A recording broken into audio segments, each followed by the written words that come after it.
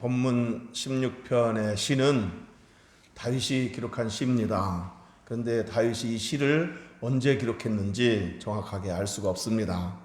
어떤 학자들은 다윗이 아들 압살롬이 반역을 일으켰을 때 이렇게 피난 생활하고 있었을 때 그때 지었다고 말하기도 하고, 또 어떤 학자들은 다윗이 사울 왕의 그 박해를 피해서 이렇게 광야 황무지에 숨어 지냈을 때 그때 지은 시였을 것이다, 이렇게 추측하기도 합니다.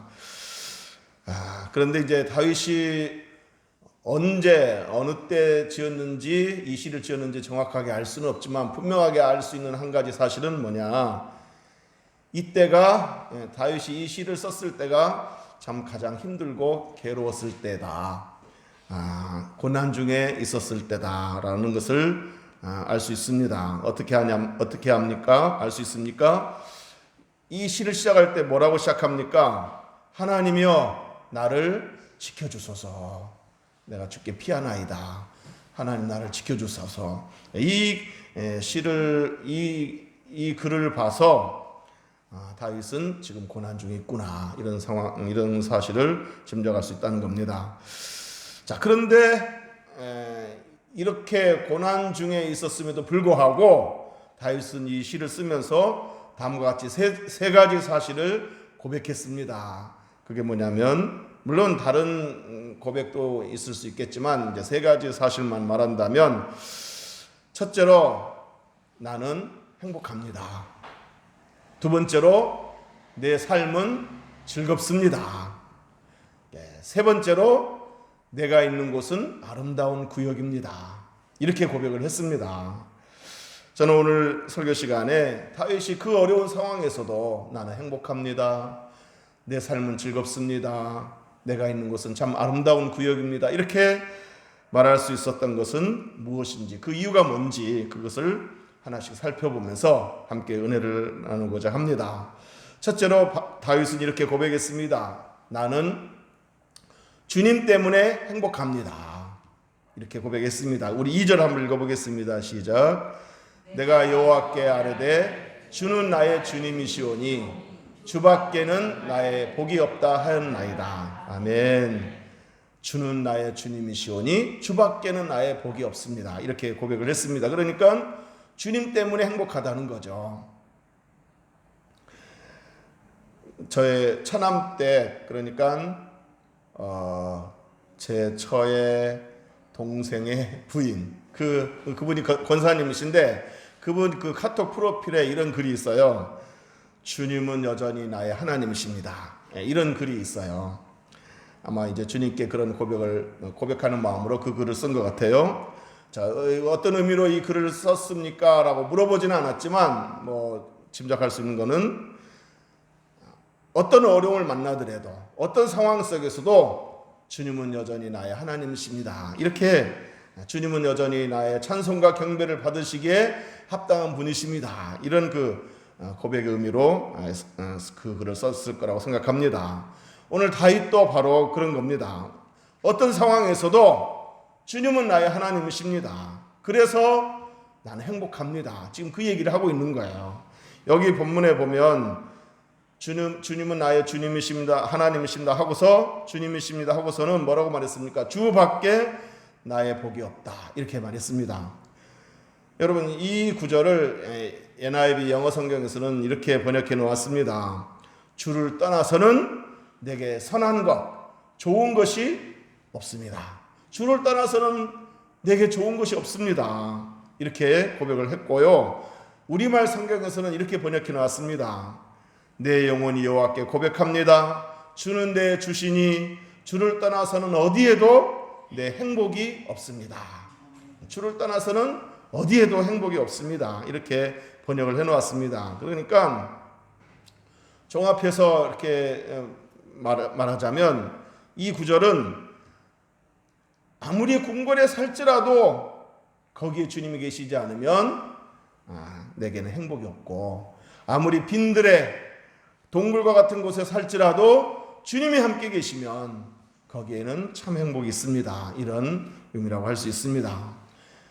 그러니까 다윗이 정말 고난 중에 있으면서도 주님이 나의 주님이시고 주님이 나와 함께 하시니 나는 참 행복한 사람입니다. 주 밖에는 주를 떠나서는 참 행복이 없습니다. 이렇게 고백했을 때 하나님이 그 고백을 들으시고 얼마나 참 기뻐했을까요?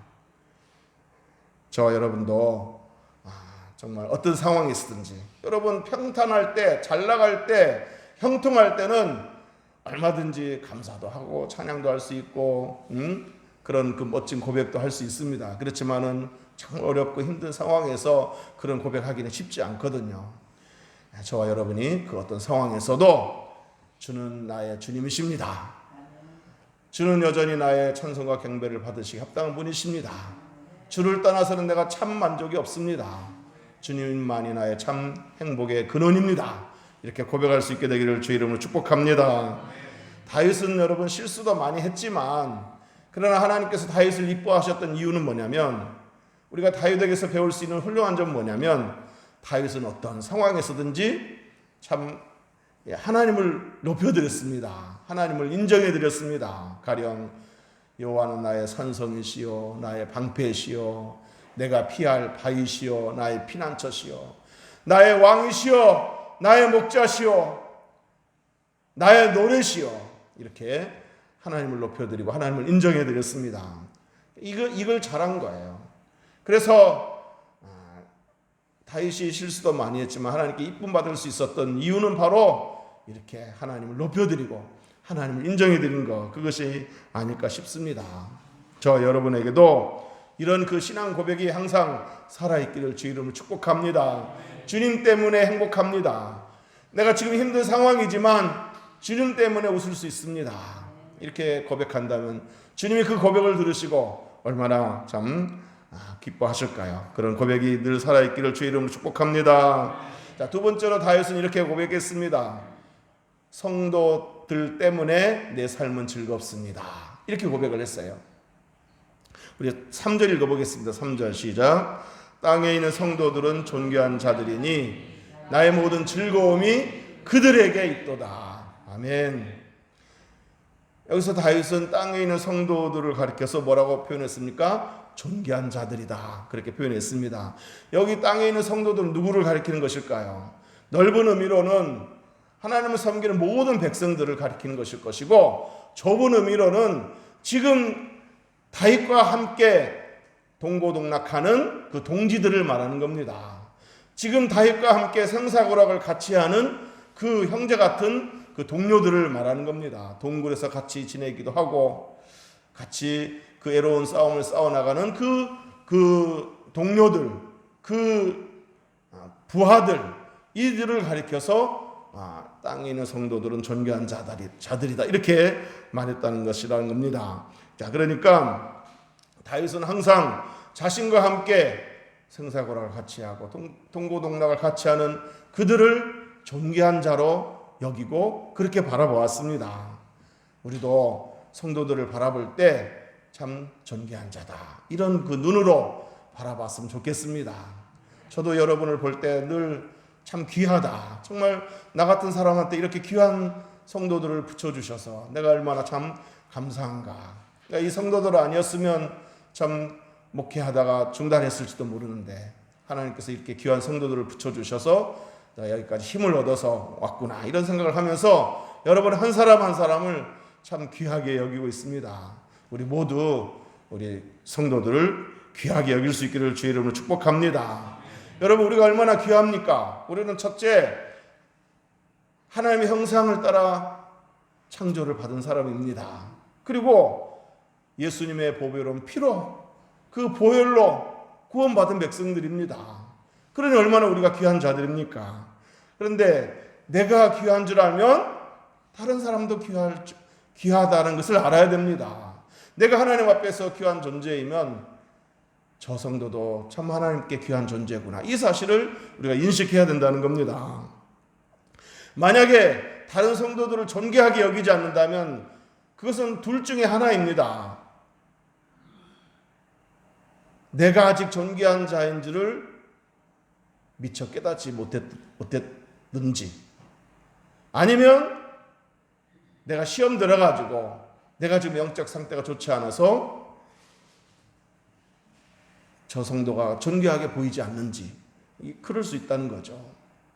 그러니까 내가 아직 미성숙해서 내가 존귀한 자인지를 내가 몰라서 다른 성도들도 존귀하게 보지 못하고 있는 건 아닌지, 아니면 내가 지금 영적 상태가 안 좋아가지고 그냥 저 성도 하는 짓이 다 밉게 보이는 거예요.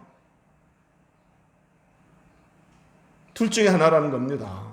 지금 여러분 눈에는 주변 성도들의 모습이 어떻게 보입니까? 존귀하게 보입니까? 눈에 가시처럼 보입니까? 제가 오래전에 어느 교회 설립 예배가 있어서 참석을 했는데, 그 설립 예배 때 그 강사가 그런 고백을 하는 것을 들었습니다. 그 강사 목사님이 하는 얘기가 뭐냐면, 자기가 목회하는 중에 시험 들어가지고 그 성도들이 막 믿게 보이더래요. 특히 어떤 성도가 그렇게 눈에 가시처럼 보이더래요. 그래서 그 성도만 보면 그냥 짜증나고 그냥 힘들고, 그래서 한 번은 하나님 기도하는데, 하나님 저 성도를 좀 마음을 좀 바꿔주십시오. 내 마음을 편안하게 할 수 있는 성도가 좀 되게 해주세요. 그렇게 기도를 한참 했더니 마음에 그런 음성이 들리는 것 같더래요. 네가 나한테 존귀한 것처럼 저 성도도 나한테 존귀한 자다. 이런 음성이 들리는 것 같더래요. 그래서 그 음성을 듣고 그날 크게 회개를 하면서 울었답니다. 그리고 나서 주일날 예배가 돼서 이제 성도들을 보니까 성도들이 그렇게 사랑스럽게 보이더래요. 그리고 예배 끝나고 이제 성도들과 인사를 나누면서 악수를 하는데, 가장 눈에 가시 같은 성도가 딱 다가오는데 이렇게 끌어안았대요. 끌어안고 축복합니다 하고 축복을 해줬대요. 그런데 이제 그 일이 있은 후 며칠 후에 그 성도가 찾아왔더래요. 찾아와가지고 목사님 한번 좀 일어서 보실래요? 그러더래요. 그래서 뭐 의아해가지고 일어섰더니 나도 목사님 한번 좀 안아보게요. 그러면서 끌어안더래요. 그러고 나서 두 사람은 정말 다시 없는 그런 그 동지가 되었고, 그 후로 목회가 참 즐거웠다는 그런 그 강사 목사님이 그런 설교를 하면서 이 설립 예배 드리는 이 교회가 바로 그런 교회가 돼야 됩니다. 이제 그런 의미로 자기 간증을 했던 것 같습니다. 찬송가 436장 가사에 이런 가사가 있습니다. 산천도 처목도 새 것이 되었고 죄인도 원수도 친구로 변한다.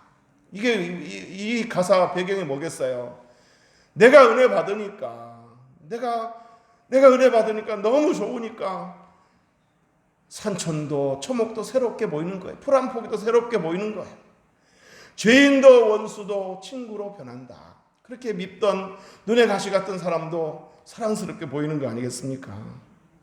오늘 본문에서 보면 다윗은 성도들은 존귀한 자다 이렇게 고백했을 뿐만 아니라 성도들은 나의 즐거움이다 이렇게 고백을 했습니다. 나의 즐거움이 그들에게 있도다. 땅에 있는 성도는 존귀한 자니 나의 즐거움이 그들에게 있도다. 존귀한 눈으로 바라보니까, 존귀하게 여겨지니까 그들을 바라볼 때마다 즐거움이 있는 거예요. 힘이 생기는 거예요. 어려운 일을 헤쳐나갈 수 있는 용기가 생기는 거예요. 다윗이 나의 삶은 참 즐겁습니다 이렇게 고백할 수 있었던 이유는 함께 동고동락하는 그 전우 같은 그 동지들이, 그 성도들이 존귀하게 보였기 때문입니다. 또 그 성도들과 함께 지내는 것이 즐거웠기 때문입니다. 그래서 내 삶은 즐겁습니다 이렇게 고백할 수 있었던 겁니다. 사랑하는 성도 여러분, 저와 여러분도 교회에서 함께 신앙생활하는 성도들을 존귀한 눈으로 바라볼 수 있기를 주의 이름으로 축복합니다. 주님이 나를 위해서 피를 흘렸듯이 주님이 저 성도를 위해서 피를 흘렸다는 생각을 갖고 주님 앞에 존귀한 자이니 나도 그를 존귀하게 여겨야 되지 하면서 존귀하게 여길 수 있기를 여기게 되기를 주의 이름으로 축복합니다. 성도들과 함께 예배하고 함께 기도하고 함께 찬양하고 함께 봉사하고 함께 교제하며 함께 음식을 먹고 커피를 나누는 그 모든 것들이 저 여러분에게 큰 즐거움이 되기를 주의 이름으로 축복합니다. 다윗은 나의 모든 즐거움이 그들에게 있도다 그랬던 것처럼 나의 모든 즐거움이 내게 붙여주신 성도들에게 있다라고 그렇게 고백할 수 있게 되기를 주의 이름으로 축복합니다. 우리 아침에 이렇게 서로 축복하는 인사를 나눴지만 또 한번 우리 서로 축복합시다. 성도님은 존귀한 분이십니다. 이제 직분이 있으면 직분을 붙여서 장로님은, 권사님은, 집사님은 존귀한 분이십니다. 이렇게 한번 나눠봅시다. 지금 나눠보겠습니다. 또 한번 합시다. 다른 걸로. 성도님은 나의 즐거움이십니다. 표정 보니까 진심으로 한 것 같아요. 감사합니다. 자, 마지막 세 번째로 다윗은 이렇게 고백했습니다. 그러니까 주님이 나와 함께 하시고 또 귀한 성도들이 나에게 있으니 그래서 내가 있는 곳은 아름다운 구역입니다. 이렇게 고백을 했습니다. 우리 6절 읽어보겠습니다. 자, 시작. 내게 줄로 재어준 구역은 아름다운 곳에 있으며 나의 기업이 실로 아름답도다. 아멘. 내게 줄로 재어준 구역은 아름다운 곳에 있으며, 여기서 아름다운 곳은 어디를 가리키는 것일까요? 어떤 학자는 예루살렘이나 그 근방일 것이다 이렇게 추측을 하지만 제 생각에는 이거는 물리적인 어떤 장소라기보다는 비유적인 표현일 것이다. 그러니까 앞절에서 다윗은 뭐라고 고백했습니까? 주는 나의 하나님이십니다. 나의 주님이십니다. 주밖에는 나의 행복이 없습니다. 성도는, 내게 있는 성도는 존귀한 자고 나의 즐거움입니다. 이렇게 고백을 했잖아요. 그런 문맥을 봐서 여기에 그 다윗에게 있어서 아름다운 구역이란, 아름다운 곳이란 어떤 물리적인 장소라기보다는, 어떤 땅이나 건물이라기보다는 어디가 됐든지 주님이 나와 함께 하시고, 나의 주님 되시는 주님이 나와 함께 하시고, 이렇게 동지 같은, 형제 같은 이 성도가 내 옆에 있다면 그곳은 어디든지 아름다운 곳이다. 이런 고백을 하고 있는 겁니다. 이런 의미로 내게 줄로 재어준 구역은 아름다운 곳이다. 이렇게 고백을 한 것이라고 볼 수 있습니다. 우리가 잘 아는 찬송가, 내 영혼이 은총 입어 중한 죄짐 벗고 보니 슬픔 많은 이 세상도 천국으로 하도다. 높은 산이 거친 들이 초막이나 궁궐이나 내 주 예수 모신 곳이 그 어디나 하늘나라. 믿습니까? 다윗은 지금 내가 있는 곳이 동굴이든 빈들이든 그 어디가 됐든지 주님이 함께 계시고 존귀한 성도들이 있다면, 즐거움을 주는 성도들이 나와 함께 있다면 이곳은 나에게 아름다운 구역이다. 아름다운 곳이다. 이렇게 고백을 하고 있는 겁니다. 사랑하는 성도 여러분, 저와 여러분이 어디 살든지 주님 계신 곳이야말로, 그곳이야말로 아름다운 구역인 줄 믿으시기를 주의 이름으로 축복합니다. 우리가 좋은 가정을 얘기할 때는 뭐라고 말합니까? 집안이라고 표현하죠. 집안. 저 집안은 참 아름다운 집안이다. 이렇게 좋은 집안이다. 집안이라고 표현하잖아요. 근데 안 좋은 가정을 표현할 때는 뭐라 그래요? 집구석이라고 그러죠. 집구석. 그 집구석 가면 정말 정신이 없어. 그 집구석 가면 정말 산만해, 심란해. 이렇게 집구석이라고 표현합니다. 아무리 대궐 같은 큰 집이라도 집이 청소가 안 돼 있고 막 물건들이 어지러이 널려 있고, 그 집에 사는 사람들이 늘 다투고 싸우고 불평불만이 많고, 그러면 그 집은 집구석이 되는 겁니다. 그런데 여러분, 다른 사람이 내가 사는 집을 가리켜서 집구석이라고 해도 기분 나쁜데, 그래도 그것도 큰 문제인데, 내 스스로가 내 집을 가리켜서 집구석이라고 그러면 어떻게 되겠습니까? 그렇게 말한 사람이 있죠. 이놈의 집구석 들어가기가 싫다. 자기 집 가면서 나는 왜 이런 집구석에서 태어났는가? 나는 왜 이런 집구석에 시집 왔는가? 이놈의 집구석 진짜 들어가기 싫다. 이렇게 불평하는 사람들이 있습니다. 이제부터 그렇게 표현하지 말고 여러분의 집구석을 아름다운 구역으로 가꾸시기를 주의 이름 축복합니다. 깨끗이 치우고 정리정돈 잘하고 그러면 집구석이 아름다운 구역이 되는 겁니다. 내가 어지러 놓고 내가 들어가려니까 심란한 거지. 다 청소해 놓고 깨끗이 정돈해 놓고 그러고 나서 피곤할 때 이제 집에 가서 쉬면 얼마나 안락하고 평안하겠습니까? 근데 내가 어지러 놓고서 이놈의 집구석 진짜 왜 이렇게 지저분하냐 그러면서 집구석이라 그러면 안 되죠. 정리하고 설고 치우고 설고 그러면 집구석이 아름다운 곳이 되는 겁니다.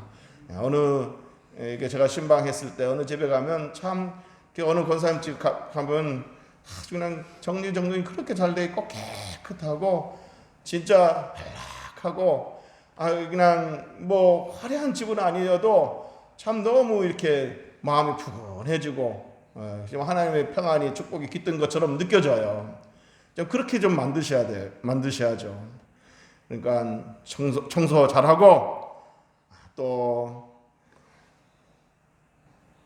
주님 중심에 모시고 그 집에 기도가 살아있고 찬양이 살아있다면 감사가 넘치는 곳이라면 그 집은 집구석이 아니라 아름다운 구역이 되는 줄로 믿습니다. 특별히 함께 사는 가족들을 축복하면서 존귀한 자라고 여기면서 산다면 아름다운 것이 될 줄로 믿습니다. 직장도 마찬가지입니다. 내가 다니는 직장이 아름다운가 아름답지 못한가는 많은 상당 부분에 있어서 대부분에 있어서 내 마음에 내 학에 달려 있습니다. 이놈의 직장 언제 때려치우나 막 그런 생각만 갖고 일을 한다면 직장 생활이 힘들죠. 나도 힘들고 옆에 있는 사람도 힘들고 그러지 말고 기왕 일하는 거 성실하게 일하면서 즐겁게 일하시면 나도 즐겁고 옆에 있는 사람도 즐거울 수 있습니다. 그러면 그 직장이 아름다운 구역이 되는 겁니다. 그러니까 다른 더 좋은 직장으로 옮길 때는 옮기더라도 다른 더 좋은 직장이 있으면 옮겨야죠. 더 좋은 조건으로 이렇게 갈 수 있는 곳이 있다면 옮겨야죠. 그렇지만 옮길 때는 옮기더라도 그 직장에 머무는 동안에는 기쁨으로 일하는 것이 중요합니다. 내게 줄로 재어준 구역은 아름다운 곳에 있으며 하나님이 심어준 이곳은 아름답다. 이렇게 고백하면서 즐거운 마음으로 일하시기를 주의 이름으로 축복합니다. 있는 자리에서 꽃을 피우시고 향기를 드러내시기를 주의 이름으로 축복합니다. 그래서 주변 사람들에게 좋은 영향을 주고 좋은 기쁨을 주는 그런 그리스도의 향기가 되시기를 주의 이름으로 축복합니다. 그렇게 열심히 하다 보면 하나님께서 그 직장 안에서 좋은 위치에서 일할 수 있도록 올려주시든지 아니면 다른 더 좋은 직장으로 이직을 하게 하시든지 뭔가 하나님께서 또 더 좋은 일을 주실 줄로 믿습니다. 자, 이제 말씀을 정리하도록 하겠습니다. 다윗은 고난 중에 이 시를 썼다고 그랬습니다. 그럼에도 불구하고 그는 고백하기를 나는 행복합니다.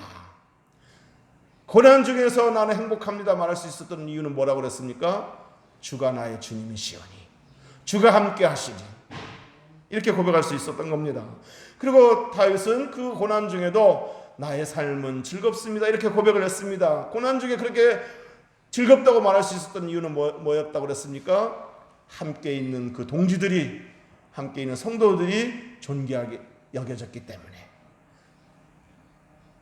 그래서 그들 때문에 내 삶이 즐겁다고 고백을 한 겁니다. 그리고 내게 줄로 재어준 구역은 아름다운 곳입니다 라고 고백을 했습니다. 이렇게 고백할 수 있던 이유는 뭐라고 그랬습니까? 그 자신이 그 다윗이 있는 곳이 어디든지 빈들이든 동굴이든 주님이 함께 계시고 또 존귀한 성도들이 함께 있으니 내가 있는 곳은 아름다운 곳이다 이렇게 고백을 했던 거 아니겠습니까? 바라기는 저와 여러분이 어디서 살든 어느 직장에 다니든 어떤 환경에 처하든지 간에 주님 때문에 행복합니다. 우리 성도들 때문에 내가 즐거움을 얻습니다. 힘을 얻습니다. 그래서 내가 있는 곳은 아름다운 곳입니다. 이렇게 고백할 수 있게 되기를 주의 이름으로 축복합니다. 축복합니다. 기도하겠습니다.